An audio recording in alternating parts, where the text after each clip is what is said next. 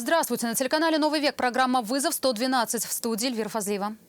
И сегодня мы расскажем о торговле инвалидностью в Татарстане. В деле по данным МВД 117 эпизодов преступной деятельности. Сумма взяток превысила 5 миллионов рублей. Дело о коррупции в Бюро медико-социальной экспертизы дошло до суда. Покажем, как автомобилист сбил подростков на мопеде. И печальный итог аварии в Альметьевском районе. Не лезьте близко к машине, сейчас взорветесь. Коля, ну что ты лезешь еще куда-то, а? Водитель скончался спустя 2 суток. А также гашиш в шоколаде, который пытались доставить в колонию, и сбыт фальшивых 5000-ных купюр. Не должно быть расслоения бумажной массы на 2 части, вот как здесь. Обращайте на это внимание. Это и не только. Прямо сейчас. В Приволжском районном суде состоялось предварительное слушание по делу о торговле инвалидностью в Татарстане. На скамье подсудимых 6 человек – врачи, медсестры, действующие и бывшие руководители Бюро медико-социальной экспертизы. О схеме и цене признания человека инвалидом и масштабах этого бизнеса, установленных следствием, Айрат Назипов. На скамье подсудимых 6 человек, среди них врачи, а также бывшие и действующие главы Бюро медико-социальной экспертизы. По версии следствия, медсестра Сабинской центральной районной больницы помогала жителям республики оформить инвалидность. Она позволяет получать льготы. При наличии некоторых сумм быть при этом инвалидом было совсем не обязательно. В зависимости от роли каждого подсудимого обвиняются по статьям посредничество во взяточничестве, мошенничество и получение взятки. В деле по данным МВД 117 эпизодов преступной деятельности. Сумма взяток превысила 5 миллионов рублей.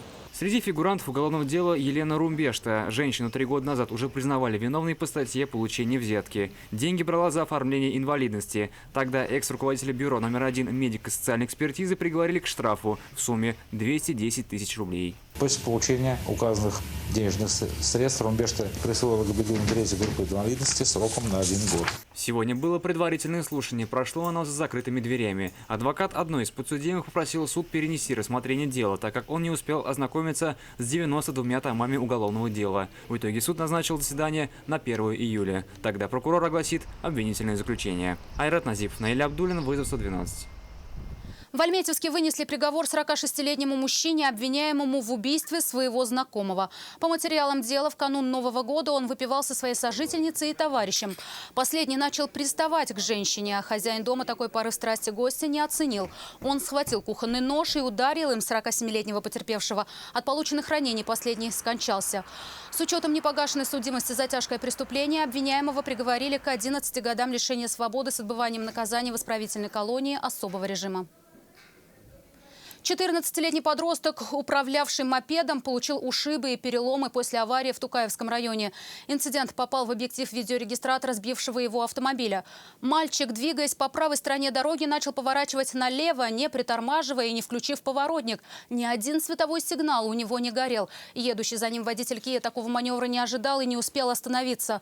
Мопед он сбил. Подростка, который управлял мопедом, увезли в больницу, а его подруга не получила серьезных травм. Сегодня скончался 50-летний водитель «Лады Веста», который 1 июня рано утром на трассе в Альметьевском районе не справился с управлением и вылетел с дороги во встречный кювет. Машина после этого опрокинулась на крышу и тут же загорелась. Водителя из салона вытащили очевидцы. Ты вытащил, что ли? Молодец. Не лезьте близко к машине, сейчас взорветесь. Коля, ну что ты лезешь еще куда-то, а?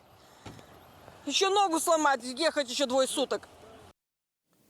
Пострадавшего мужчину с закрытой черепно-мозговой травмой, сотрясением мозга, переломом грудной клетки, тупой травмой живота и рядом других повреждений госпитализировали. Все это время он был в реанимации, но врачи оказались бессильны. Травмы оказались несовместимы с жизнью.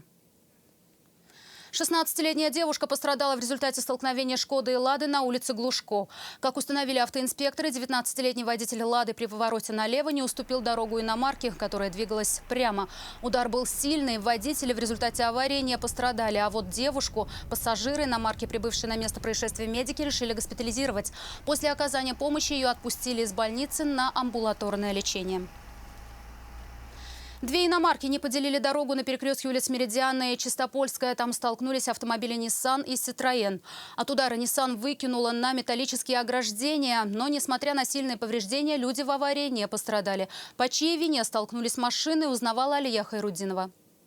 Я, конечно, ничего плохого не хочу сказать, но ее мужчина себя не очень адекватно ведет, поэтому я решила... То есть вы в сторонке, да, держитесь? Да. Девушка уверена, никаких правил дорожного движения она не нарушала. Ехала за рулем Ситроена по Чистопольской в сторону улицы Декабристов.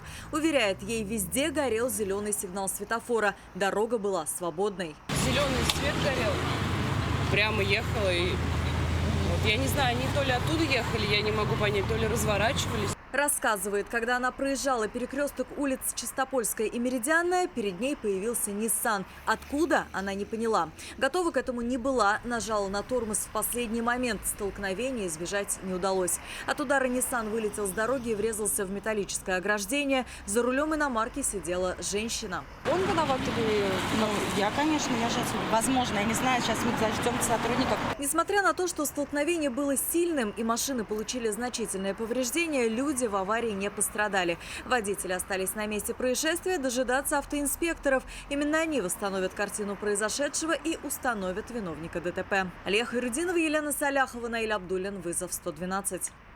Вспыхнувший киоск с шаурмой едва не стал причиной крупного пожара в торговом центре в Набережных Челнах. Киоск был вплотную пристроен к зданию торгового комплекса. Сообщение о возгорании поступило в 3 часа дня. К моменту, когда на место прибыли пожарные, из здания были эвакуированы 30 человек, в том числе 10 детей. С огнем удалось справиться за 10 минут. В происшествии никто не пострадал. На данный момент выясняются причины пожара.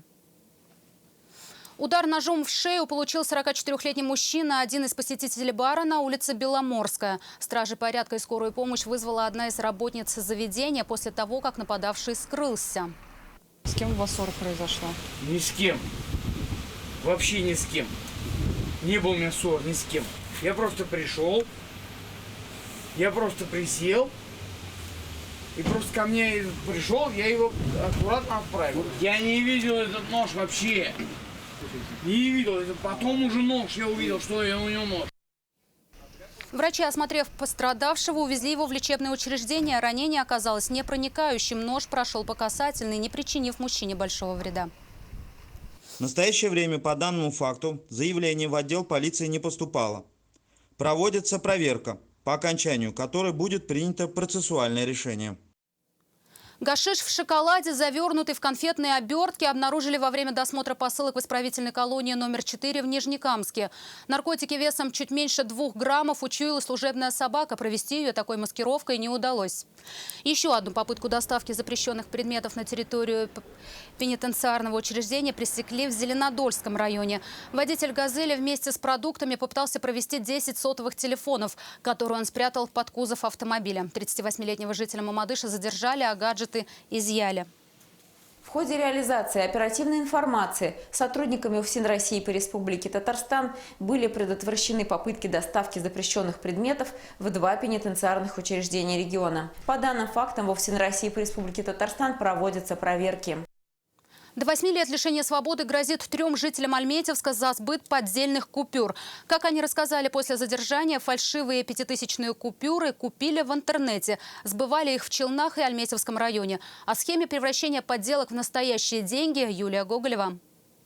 Их задержали после сбыта поддельной 5000-й купюры. 3 жителей Альметьевска признались, хотели быстро и без труда заработать. Фальшивки покупали в интернете, зная, что это такое. Сбывали в мелких магазинах в Набережных Челнах и Альметьевском районе. Покупали что-то недорогое, расплачивались подделкой, получая сдачу настоящими купюрами. Всего успели сбыть 6 поддельных 5000-х банкнот. В ходе обысков у задержанных нашли и изъяли 2 ноутбука, мобильные телефоны и пластиковые карты. Отделом полиции номер 1 Автозаводский УМВД России по городу Набережные Челны возбуждено уголовное дело по признакам преступлений, предусмотренных частью 1 статьи 186 Уголовного кодекса Российской Федерации. Изготовление, хранение, перевозка или сбыт поддельных денег или ценных бумаг. Случаи сбыта купленных в интернете поддельных 5000-х купюр не редкость, и полицейские рекомендуют быть предельно внимательными, принимая такие деньги. Не должно быть расслоения бумажной массы на 2 части, вот как здесь. Обращайте на это внимание. Смотрим на красящее вещество. Оно не должно осыпаться в местах сгибов.